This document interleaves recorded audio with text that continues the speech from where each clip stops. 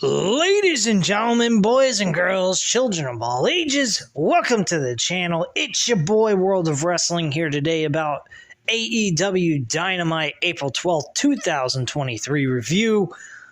Went ahead, watched this live yesterday. I was spending some time with my girl, so I didn't have the opportunity to actually do the review right after the show went off the air. Figured I had an extra day. So I'm going to go ahead and cover this episode tonight. And then I am postponing Random Wrestling Talk episode number 55 for Sunday afternoon / Sunday night. I'll schedule it and then actually do it on the day of scheduling. The time that I schedule it for will probably be the afternoon. I will have that up and running probably by like Friday or Saturday for you guys to be notified and aware of what's going on here on the channel for Random Wrestling Talk episode number 55. Now, getting into AEW Dynamite from last night, this episode was mid. It was okay. It was not terrible, but it wasn't exactly the greatest show in the world. They had some really decent matches.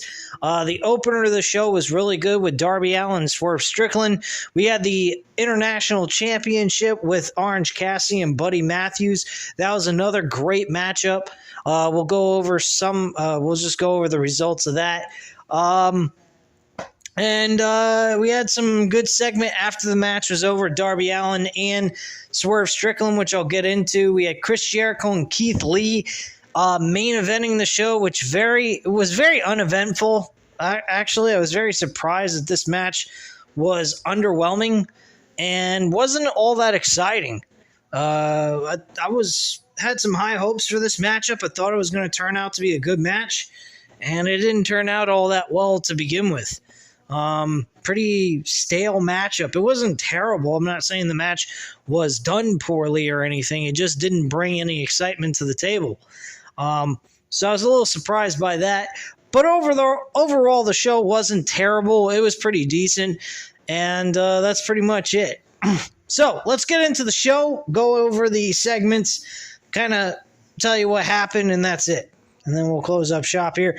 We have Darby Allin and Swerve Strickland going one-on-one in a very decent matchup here. I actually enjoyed this match. This was pretty damn good. Swerve Strickland is a forgotten character on this show. I mean, you got him on Rampage, but you ain't got him doing much of anything else. He's real shit right now, creatively. He's been booked terribly on this show. He was doing a lot of stuff on here, and then all of a sudden he just kind of disappeared off the face of the earth once him and Keith Lee split up as a tag team. So, I don't know, man. It's very fucked up and disappointing how Tony Khan has kind of failed some of these guys creatively. So I'm not particularly liking that all that much with Swerve Strickland, because I think Swerve Strickland was doing pretty good until they kind of just dropped him off. But having him with this group faction he's developing is really retarded. I don't know. I'm just not liking this at all. Darby Allin, though, does win the matchup with a Last Supper, which is basically a modified roll-up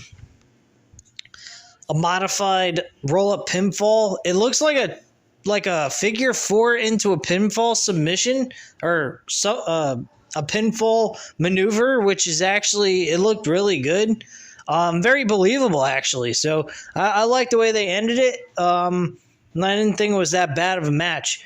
He did a lot of crazy stunts in this match, Darby Allin did. So very shocked by how Darby Allin just went all out crazy. He shot himself like a torpedo at one point in the beginning portion of the match. He did a flip dive off the top rope onto Swerve Strickland. So he really sacrificed his body and possibly could have really injured himself.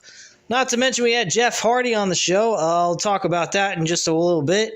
But right after the match, we had AEW World Champion MJF come out. He insults Allin and the crowd by calling the host City Milwaukee. MJF briefly praises Allin and notes that the win was impressive because Allin's daddy, Sting, wasn't out there with him. MJF says he and Allin had one of the best matches in wrestling history at AEW Full Gear in 2021. He admits that Allin might be an emo schmuck, but he's one of the best wrestlers he's been in the ring with.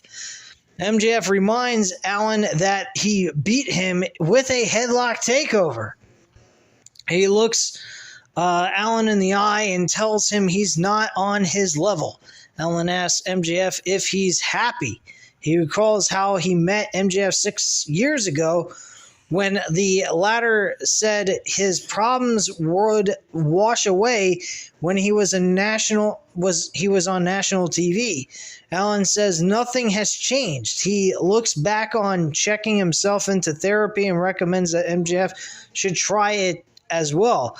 Allin describes how he started giving back to others. Allin says he won't lower his morals in order to be someone. The things he did was he helped his mom go ahead and get a house, and his dad was able to retire.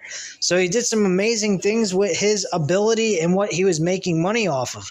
So he has been, and he said going through therapy from the incident, I believe the therapy had to do, I think, with his uncle taking him in a car while he's intoxicated and getting killed in a very bad car accident. So that might have kind of mentally scarred him. So I guess that would be the reason why he would be in therapy for that. Possibly other reasons as well. Let me see here. So MJF calls Allin an arrogant little boy. He says he's sick of Allin, Sammy Guevara, and Jungle Boy Jack Perry whining about his morals, as morals kill careers in this sport. MJF calls Allin a gutless coward because he doesn't have the balls to sacrifice what needs to be sacrificed. MJF says he is willing to do whatever it takes to be the champion, to leave a legacy. He vows to go down as the greatest of all time, and MJF tells Allin that his legacy will be Sting's bitch. So basically, he goes on to say that he's willing to go out of his way to even sacrifice himself to go to hell if there's an afterlife, as long as he's taking the World Heavyweight title with him.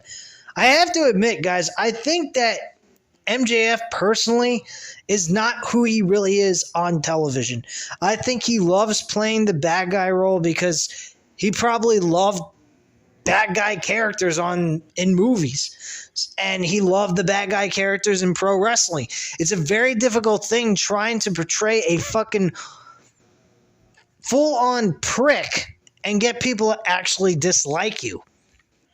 So I hope this is not who MJF really is in real life. I mean, I think the guy, I've heard of guys that like playing villain characters are very good at doing that because they're good actors, and a lot of them are actually Class A people. They're not low-life scumbags like some people, like,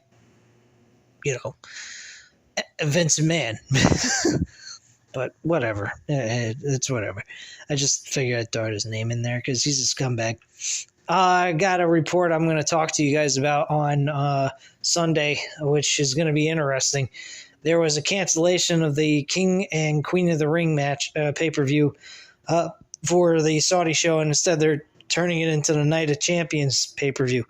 They're always alternating and changing things. So Sting comes out and said he sees himself as a cheerleader, pulls out pom-poms and whips it in MJF's face. He brings out more pom-poms and throws them at MJF. Sting says he'll stop if MJF agrees to stop talking about this Cody daycare stuff. And he goes, uh-oh, I said someone's name I wasn't supposed to say. And he says he recalls how Cody Rhodes was MJF's support system, just as Ric Flair was his, and he supports Allin. Sting says Showtime is almost over for him. He doesn't have the same hunger for the world championship as he once did, but it's just getting started for Allin. He says that Allin will win the world title. Allin looks in MJF's eyes and vows to win the gold win the gold from him, and MJF spits in his face and leaves. So there you go. Real Class A stuff right there. Next up, we had the TNT Championship with Powerhouse Will Hobbs defending the title against Aaron Solo, or Silas Young. And he used to wrestle in Ring of Honor. I believe he is no longer part of that promotion, even though Tony Khan bought them out. So he's actually just basically on his own. And Hobbs fucking demolished Silas Young. I mean, it was pretty bad. He kicked his fucking ass. So after the match was over in the parking lot, Wardlow approaches Powerhouse's Hobbs' car, which is very nice. Old school, custom-made 1982 Oldsmobile with big-ass fucking rims and a very nice paint job that is pretty much destroyed. He just destroys it with a crowbar. Wardlow gets a forklift and then tips the car over. He also smashes in the windows and all the taillights on the car. And Mr. Mayhem comes to the arena and brawls with Powerhouse Hobbs. Wardlow powerbombs Solo off the stage through a table. And that's how that whole segment comes to an end. So we get a promo from Jay White discussing his arrival in AEW, referencing the Bullet Club's history in AEW. Juice Robinson says Ricky Starks bit off more than he could chew. White says he's in AEW to claim what's rightfully his, and White says they're taking over. They're going ahead and calling themselves the Bullet Club Gold. So I guess it's a way of looking at Bullet Club as the NWO Wolfpack, I guess you could say. Next up, we had the AEW International Championship with Orange Cassidy going up against Buddy Matthews. The actual match of the night. Very good matchup. Most of this match was centered around Orange Cassidy's hand being busted. He did a Superman punch and might have broke his hand, so they made the whole focal point all on that. Orange Cassidy looked like a couple of times he was going to win this matchup. Unfortunately, he did not. Buddy Matthews looked really good in this matchup, even though he lost. And Cassidy basically stacks Matthews up and clinches the win for the 1-2-3. And Orange Cassidy once again retains his international championship. He has been defending that title every single fucking week. And he has been making that title very prestigious. More prestigious than the AEW TNT Championship. I'll be perfectly honest with you. The TNT title is like a 24/7 championship belt. I mentioned this a while back when they had the title change between Wardlow and Will Hobbs. I mean, this is a fucking joke. And they're going to face each other again next week on Dynamite. And I have a gut feeling that Wardlow will win back the championship, and then the title will switch back over to Will Hobbs later on in the near future. So, nothing surprising here. I think the whole thing's a fucking joke. After the match, doctors helped Cassidy to the back. His hand looked like it was messed up. He was also having problems with his knee, I think. We then get a vignette with Christian Cage and Luchasaurus standing together. Cage says, "Some things have changed." What's that has changed? Who the fuck knows? But we go backstage. Orange Cassidy and Best Friends were standing by for an interview, and Trent Beretta says Cassidy's title run makes them want to get some gold as well. Best Friends challenge Aussie Open to a match on AEW Rampage for the New Japan Wrestling, or the IWGP tag team titles. So that should be very interesting. I may tune in for that match, maybe.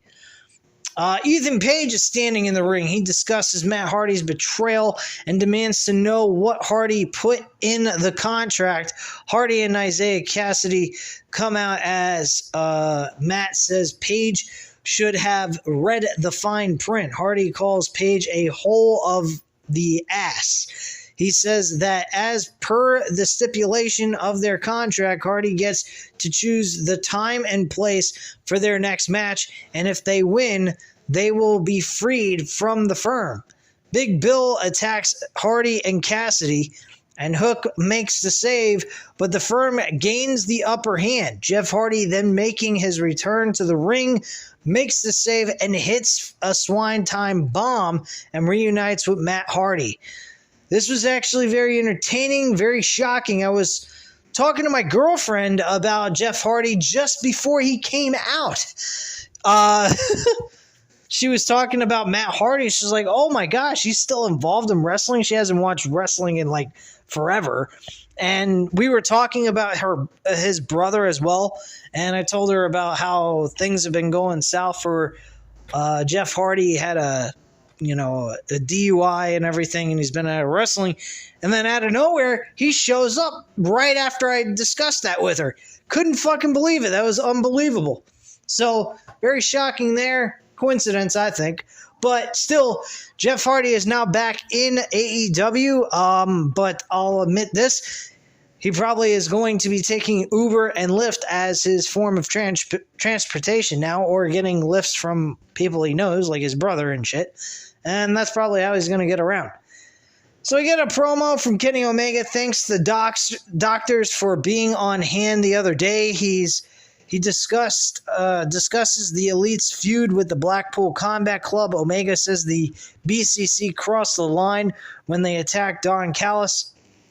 Omega vows to get revenge, and it won't be blood for blood.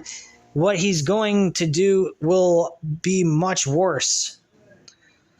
So we get Jon Moxley and Claudio against Brandon Cutler and Michael Nakazawa. Moxley and Claudio pretty much demolished these two. They're both bleeding to death all over the match, all around this match from beginning to end. And Moxley and Claudio win the match. With Moxley and Claudio stomp them into submission as the referee calls for the bell. So they basically were unconscious. After the match was over, Yuta, Claudio, and Moxley attack Nakazawa and Cutler. Moxley takes shots at the Elite and says the BCC, the Elite, puts the Elite in AEW. Kenny Omega comes to the stage, and the Young Bucks sneak in and attack the BCC. The Elite takes the fight to BCC, but the latter trio escapes before Omega and the Young Bucks can use a screwdriver on them. So they try to use a screwdriver after the match was over and get their taste of blood. So they're kind of going hardcore on this shit. In an interview, Swerve Strickland alongside Prince Nana and Brian Cage looks to bounce back from his loss to Darby Allin. He teases that fans haven't seen all of Mongol affiliates, and he has some unsettled scores. Big fucking deal. Who gives a shit? Riho and Sky Blue go up against the Outcasts of Tony Storm and Ruby Soho. It's Saraya in their corner. This match I did not particularly care for all that much, but Tony Storm and Ruby Soho get the win here. Storm stomps Blue with the German suplex and hits a hip attack, and then Storm hits the Storm Zero for the win to pick up the victory. The Outcasts attack Riho and Sky Blue. They spray paint a L on Riho and triple bomb her as well. Jamie Hayter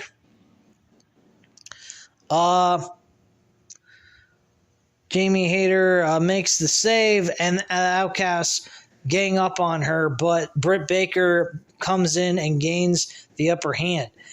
She brawls with Saraya at that point. Okay. Next thing is the main event, and that was it. Keith Lee versus Chris Jericho. Chris Jericho actually ends up getting the win here. So Strickland actually comes in at the end, attacks Lee, and Jericho gets the pinfall for the 1-2-3 and ends the match. Adam Cole then comes out after the match is over and checks on Lee, and Cole starts to walk away, but he looks at Jericho. Lee and Cole walk away together at that point. So Keith Lee and Adam Cole seem like they're developing a friendship.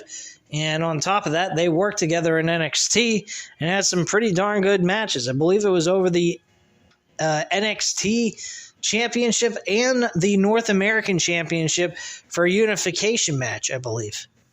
Yeah, I believe they were unifying the two belts together, and Keith Lee ended up winning that match, and they have some kind of history working together as opponents, but they're also have gained a friendship, I believe, over that. So this match wasn't all that big of a deal, the main event. I didn't think it was as good as I thought it would be, and it was kind of underwhelming and a little disappointing in my book.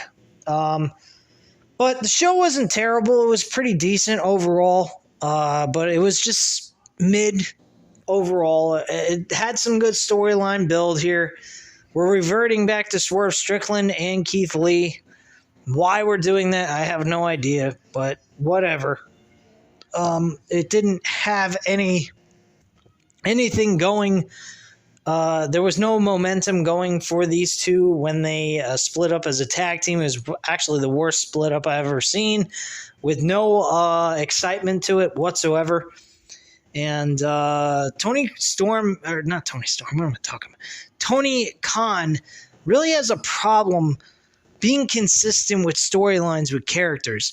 He seems to go ahead, get them hot and cold, on and off all the time, and never can really stick with the storyline that he's doing with the specific character, and it ruins the character. Wardlow is another one that ends up in the same situation. Samoa Joe should not be in Ring of Honor. He should be on AEW. He's a big name. He's a guy that you can build around. You could possibly see him, maybe if you want to turn him babyface, face MJF in a really good world championship match. I would be okay with that. See MJF find a way to get through beating Samoa Joe, defending his title.